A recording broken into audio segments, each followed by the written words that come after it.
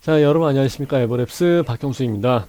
자, 지난 시간에는 우리가 그 아파트 분양에 대해서 이야기를 많이 했습니다만은 요번에는 요거 있죠? 광명시흥 3기 신도시. 광명시흥이 나오면서 여파가 좀 상당히 컸죠. 이걸 가지고 이야기를 한번 해보고자 합니다.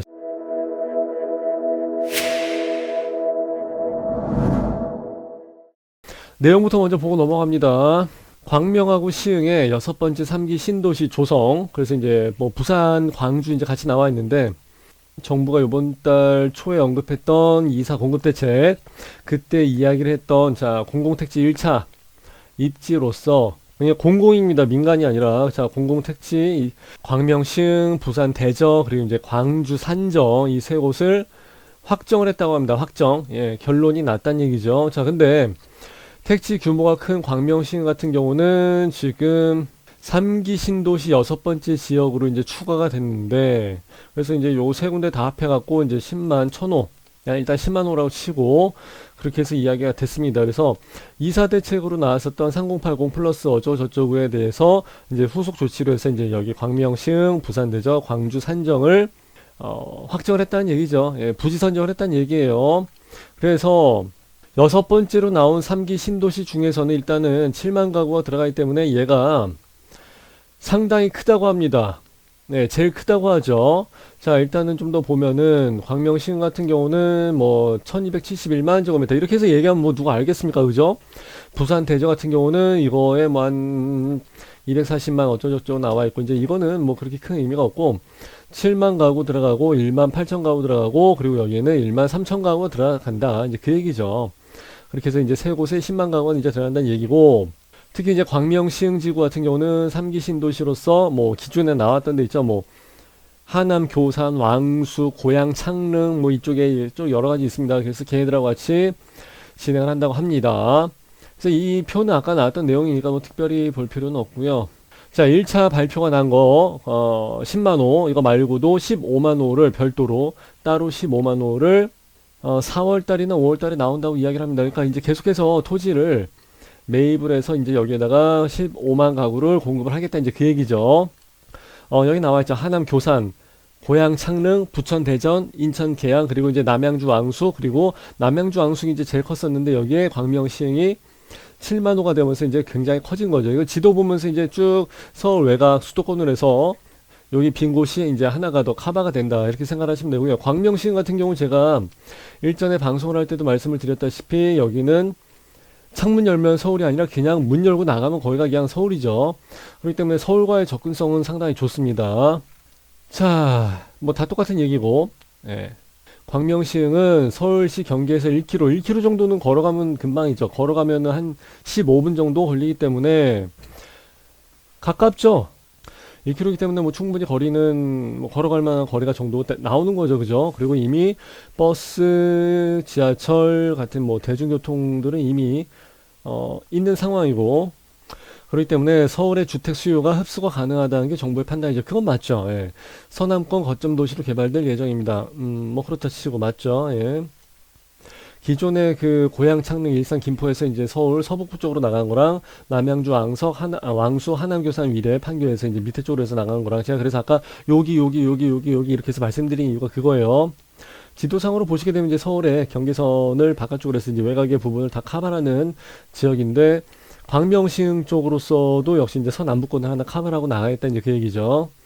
근데 문제는 여기가 지금 도로교통이 20분대에 접근이 가능하도록 하는 건 좋은데, 여기가 좀 만만치가 않았고, 저도 항상 여기 지나다닐 때는 속된 말로 진짜 학을 뛰는 곳이거든요, 진짜. 여기는 진짜 어마무시하죠. 예. 그럼에도 불구하고 사실 여기는 지하철 1, 2호선, 7호선 이미 다 들어가져 있지. 그리고 GTX-B, 이제 요거는 얘기가 다 끝난 거고, 신안산선도 역시 마찬가지고요. 철도교통망이 있으면 좋긴 좋죠. 일단 뭐 매어 터지든 말든 일단은 제 시간에 데려다 놔 주기는 하니까 그거는 괜찮고, 광명에서 GTX-B나 이런 게 무조건 환승이나 연결이 안 될 수는 없죠. 지금의 지하철 7호선을 보더라도 지금 다 맨 마지막 역에서 지금 연장돼서 나가는 게 이제 성남으로 해서 청라까지 나가는데도 역시 마찬가지고, 광명시흥을 통과하지 않고서 지나가기는 사실 어렵습니다. 이게 서남부 거점이 되는 이유도 역시 서울의 관문이 되는 곳이 이제 광명 쪽이기 때문에 그렇습니다. 그래서 이것만 되게 되면은 확충이 된다 치면 이제 20분, 25분에서 이제 다 끊어진다는 얘기죠. 그러니까 기존에 소요되던 시간이 절반 수준으로 많이 다운이 된다고 이야기를 하는 겁니다. 근데 이제 철도나 이제 지하철이나 이건 이렇게 되는데 다른 거 도로교통은 아마 더 막히지 않을까? 예, 더 이상 길을 만든다는 것도 사실 쉽지는 않은데 이건 좀 봐야 될 것 같고요. 부산 대전이나 이런 데도 역시 부산 같은 경우는 이제 서울이랑 상황이 좀 다릅니다. 지금의 경우는 방송을 진행을 하겠습니다만은 여기서 이제 우리가 봐야 될 게 뭐냐면은 부산 연구개발 특구 뭐 이런 거 뭐 필요 없고 이제 여기 차족도시 그래서 배후 주거지를 공급한다. 이거는 조금 중요한 멘트가 됩니다. 배후 주거지 그리고 이제 자족도시 그러니까 부산에서 강서구 쪽에서 나가는 그 뭐 명륜 쪽으로 해서 나가는 동네 있잖아요. 그쪽에서 이쪽으로 부산 구 도심으로 진입할 필요가 없이 그냥 여기서 모든 걸 다 끝내겠다는 얘기죠. 그 얘기는 뭐냐면 자족도시라는 얘기거든요. 근데 그 얘기는 또 뭐냐면은 그 안에서 모든 일자리 창출을 가능하겠다고 하는 얘기예요. 그래서 그 동네에서 살면서 그 동네에서 그 일자리를 다 갖추고 있으니까 출퇴근을 여기서 다 해버린다는 얘기죠. 그래서 여기에서는 연구개발 이런 것까지 다 갖다 붙여갖고 자족 용지를 배치를 하겠다 이제 그런 얘기죠. 이제 그런 부분에 대해서는 조금 생각을 해볼 필요가 있을 것 같고요. 녹지축을 연결하는 거는 뭐 요즘은 다 해야 되는 일이기 때문에 옛날하고 이제 좀 많이 다르죠. 녹지 공간의 비중이 상당히 많아졌어요. 점점. 뭐 김해 경전철이라든지 뭐 이런 것들은 넘어가도 될 것 같고요. 역사 신설이란 얘기는 그 동네에 많은 인구 유입을 의미를 한다고 보시면 돼요. 그리고 이제 광주 산정 같은 경우는 조그맣게 나오는 케이스인데 13,000호가 공급이 되죠. 그래서 이제 일자리 산업이랑 같이 해서 나가는 게 이제 요즘 대체적인 흐름이 그래요. 그래서 일자리 창출이 지금 그 현 정권에서 그 지상 과제예요. 그래서 속된 말로 실업률이라고 얘기하죠. 실업률이 뭐 역대 뭐 4.3% 이상이면은 역대 선거에서 야당이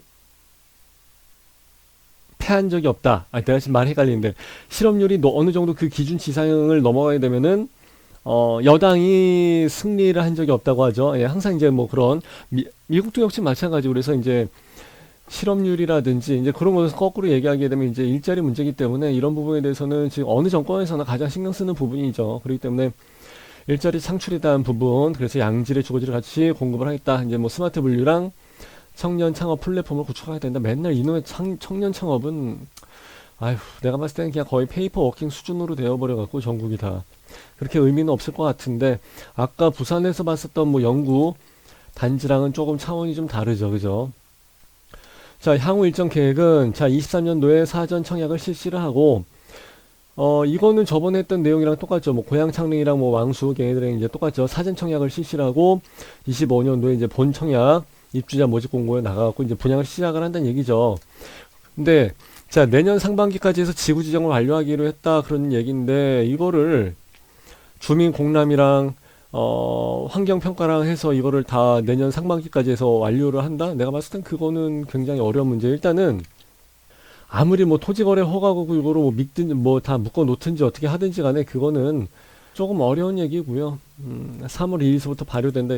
3월 2일 되려면 멀었어요. 뭐 내일 모르긴 한데 벌써 여기 이 동네 물건 자체가 다 싹 들어갔습니다. 그리고 어떤 사람들은 벌써 아파트 뭐 구축이라도 구해갖고 전월세로 다 들어가서 이미 주소지를 다 이제 이전을 해놓는 사람들도 많이 있는 상황이고 그래서 이거는 3월 2일이 아니라 벌써 사람들은 먼저 움직여 놨습니다. 그리고 1차 발표가 나고 난 이후에 나머지 15만 호가 지금 어디냐 거기에 대한 얘기까지 나오고 있는 상황이기 때문에 신속히 발표를 한다 할지라도 정부에서 나간 얘기는 거의 다 후행성으로 되게 될 수밖에 없죠. 아무래도 사람들이 벌써 광명시흥도 마친 사람들이 많이 있는데 이미 다 맞추죠. 어딘지 다 알지 않습니까, 사실. 광명 같은 경우는 뭐 내가 얘기 안 했나? 전번 방송했을 때 KTX 여기 있고 광명이 여기 10년 전부터 있었고 15년 전에 뭐가 있었고 다 얘기하잖아요, 사실.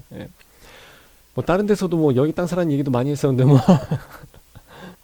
저 같은 핫바리 갈 정도면은 일반 사람들은 카페나 블로그 활동하시면서 아마 더 잘 알지 않으실까 이렇게 생각합니다.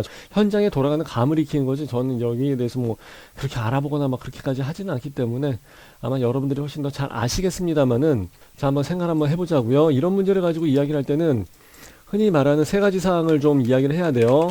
첫 번째는 뭐냐면은 언제 어떻게? 그리고 세 번째는 부작용. 자, 언제 하냐고 그랬는데 이제 25년도에 본청약. 그죠? 그러면은 25년도에 본청약이라면은 28년도 입주입니다. 그죠? 그러니까 7년 남았네? 7년 후에 입주한다 그러면은 저도 나이가 있으니까 50대 중반 들어갑니다. 예, 만만치가 않죠? 예. 그렇기 때문에 상당히 먼 훗날 얘기인데 지금 당장에 전월세 기간이 계약이 끝나게 되면 내가 어디를 쫓겨나야 되는지가 문제인데 7년이 어디 있어? 그럼 군대를 3번은 이상 갔다 와야 되는데. 아, 이겁니다. 지금 당장에 내 집이 문제라는 거죠. 자, 하나는 여기서 이제 또 하나가 문제가 되는 게 28년도에 입주하고 난 다음에 그 다음에 뭐냐는 거죠. 2차, 3차는 어떻게 하느냐는 건데 28년도에 입주를 하고 난 다음에 그 다음에 그 다음 두 번째, 세컨드 하나 하고 나서 청약 다 진행하고 나서 또 하고 하나 하고 나서 한다고 해서 한 번에 대규모 청약으로 해서 가지는 않을 것 같아요. 그래서 순차적인 진행 이게 조금 문제가 돼요. 어느 세월에 이걸 다 처리한다는 거죠. 그러니까 공급 물량이 그렇게 많은 것도 아니면 하나씩 하나씩 가지고 진행을 한다는 얘기예요. 그러니까 수요를 달래기엔 역부족이죠. 예, 이런 부분이 문제가 생길 것 같아요. 예, 제가 보기엔 어렵고 그냥 이 상태로서는 엄마의 오줌 누기 예, 그렇게 될 것 같고 자 이제 그러면 언제 어떻게 할 건데 지금은 결국은 강제 수용이지 법률 다 바꿔갖고 뭐 75% 동의한다는 것을 뭐 66% 동의만 받게끔 한다든지 해서 지네가 법을 다 바꿔버려갖고 이제 강제 수용하는 쪽으로 해서 가게 되는데 당연히 반발이 생기죠. 지금 같은 경우도 여의도도 바로 그냥 아니 이 돈 받고서 나갈 사람이 누가 있냐고 지금 참 이것도 문제입니다. 그래서 정부에서 그냥 다 밀어붙이고 있기 때문에 그쪽에서는 반발이 굉장히 심하고 만일에 여기서 뭐 휘발유 뭐 분신해버리고 그러면 이거 진짜 얘기 커지게 되거든요. 그러니까 정부 입장에서도 정권 막판에 굉장히 부담스럽고 선거가 계속해서 남아있는 상황이기 때문에 선거라는 변수와 현장에서의 이게 되게 되면 상당히 좀 부담스럽죠. 예, 그렇기 때문에 좀 문제가 될 것 같고 또 하나는 토지 보상에 대한 재원이 좀 있어야 되는데 그거 어떻게 마련하냐는 거죠. 이미 여기에 대해서도 자금이 만만치는 않고 지금 뭐 LH나 SH도 지금 거의 뭐 자금이 없이 거의 마이너스가 상당한 상황인데 부채가 심각하거든요. LH나 SH나 우리나라도 마찬가지고 정부 자체가 다 그러니까 지금 이런 상황에서 또 재원을 마련을 해서 이렇게 간다는 게 제가 봤을 때는 상당히 부담스러운 부분이고 공기업이가 뭐 돈 펑펑 잘 쓰겠지 그죠 뭐 세금 지금 뭐 무지하게 걷어대고 있으니까 그래서 이런 부분은 좀 쉽지가 않을 것 같아요. 근데 이거를 어느 세월에 어떻게 여기서 벌써 두 가지가 나오게 되면 거의 다 총체적인 문제라고 봐야 돼요. 언제 어느 세월에 플러스 어떻게 이건 총체적인 문제라고 봐야 돼요. 예, 뭐 누가 무엇을 왜 다 필요 없어요. 왜는 뭐 왜를 몰라서 그래 그죠? 자 그리고 이제 또 한 가지 얘네들이 제일 지금 정권에서 문제시 되면서 하지 말아야 될 것으로 절대 기대하지 않는 상황이 뭐냐면은 상승이죠. 매매 시세 상승 근데 지네가 지금 제일 먼저 해놓은 게 뭐예요? 공시지가 상승이지 않습니까? 공시지가 현실화라고 얘기했지. 현실화가 뭐예요? 상승이란 얘기거든요. 근데 말을 돌려서 얘기하는 거죠. 그죠? 근데 공시지가 현실화를 통해서 많은 세금에 대한 그 재원, 세금. 자, 그러면은, 자, 공시지가가 올라갔어. 그러면은 땅값이 올라갔다는 얘기예요. 땅값, 토지. 그죠? 이게 올라갔어요. 그럼 아파트 분양가는 올라가요? 내려가요? 아파트 분양가 역시 같이 상승을 할 수밖에 없죠. 왜냐하면은 서울에다가 콘크리트에서 철근 쌓아갖고 이렇게 올리는 거나 어디 그냥 뭐 지방에 어디 뭐 바닷가 앞에 바닷가 앞에 그럼 끝내주지 바닷가 앞에라 그러면 안 되고 산골짜기라고 해도 안 되죠. 뭐 완전 습세권이니까 어디 그냥 아무 듣도 보도 못한 동네에다 하나 올린다 할지라도 콘크리트 비용이랑 어차피 비용은 다 똑같아. 그럼요. 땅값 때문에 달라지는 거예요. 땅값. 근데 전국의 토지값이 다 상승을 해버렸잖아요. 공시지가 현실화 때문에. 그러면은 공시지가 자체가 올라가 버렸는데 그러면은 분양가는 당연히 올라갈 수밖에 없죠. 지네가 올려놓고서 지네가 지금 금액이 올라갔다고 얘기를 하게 되는 상황이고 여기에 관련된 그 사람들이 많이 유입을 해서 살게 되는 지역이 된다 그러면 땅값은 올라갈 수밖에 없어요. 아니 올라가지 내려가겠냐고 내가 항상 강의할 때마다 이야기하잖아요. GTX 뚫립니다. 그리고 뭐 용산 뭐 국제 뭐로 해서 뭐 엄청나게 올라갑니다. 그리고 삼성역 앞에 거기에 뭐 지하화 시킵니다. 그렇게 해서 계속해서 뭐 고도의 발전을 이루고 있는데 땅값이 올라가지 내려가겠냐고요. 그냥 다 올라갈 수밖에 없는 상황인데 이거를 그냥 뭐 토지거래 허가 구역으로만 해서 묶어놓는다. 그리고 지금 아까 말씀드린 것처럼 15만 호 거기는 어디일까? 이것까지 지금 다 때려 맞추고 있는 상황인데 이미 거기 가서 사람들이 주거지를 이미 다 주소지를 다 옮겨놓고 거기서 예, 당의 지역으로서 당첨이 되기 위해서 살게 되는 사람들은 그리고 이미 벌써 물건을 다 벌써 걷어들였어요. 집주인들이. 지금 이런 상황이에요. 정부가 토지거래 허가만 한다고 해서 그것만 묶어버린다고 해서 지금 될 문제는 아니라는 거죠. 그러니까 지금 이런 식으로 해서 가게 되면은 계속 뭐 상승에 대한 여지는 더더욱이 확실하지 않을까. 예, 그렇게 생각이 되는 바죠. 그러니까 정부 측에서 말하는 시세 상승 같은 부작용이 사실상 피할 수는 없다고 보여져요. 예. 제가 봤을 때는 이렇게 해서 지금 하겠다죠. 하겠다. 이건 뭐예요? 의지의 표현이죠. 뭐뭐 하겠다. 네. 그러니까 의지를 나타낸 거는 좋은데 구체적인 플랜이 없잖아요.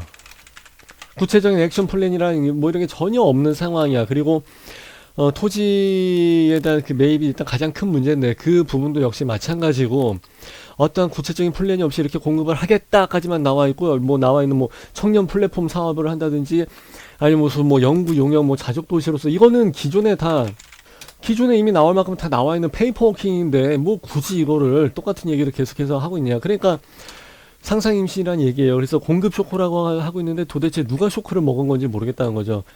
저도 지금 뭐 직방이랑 뭐 랜드프로랑 뭐 다른 데서 뭐 여러 가지 개인 촬영도 하고 여러 가지 방송을 하고 있습니다만은 도대체 누가 쇼크를 먹었는데 그 얘기를 하는 거야 지금. 누가 쇼크를 먹었는데 예, 그리고 지금 상상임신이란 말이 지금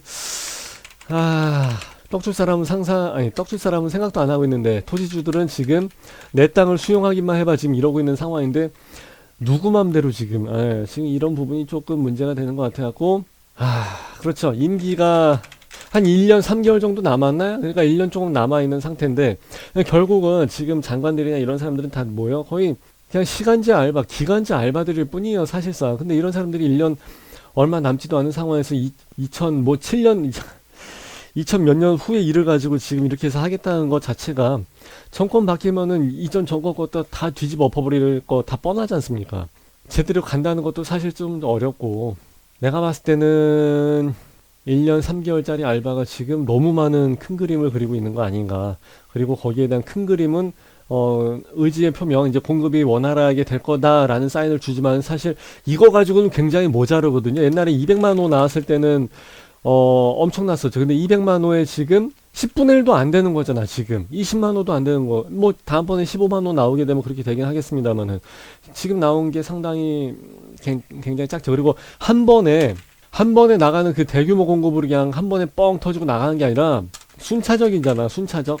이렇게 해서는 지금의 수요를 감당하기는 좀 어렵지 않을까. 전 그렇게 생각을 해요. 예, 그렇게 해서 좀 문제가 될 것 같고, 어떠한 그 확실한 구체적인 플랜이 있는 것도 아니기 때문에 저는 뭐 그냥 말을 아끼겠습니다.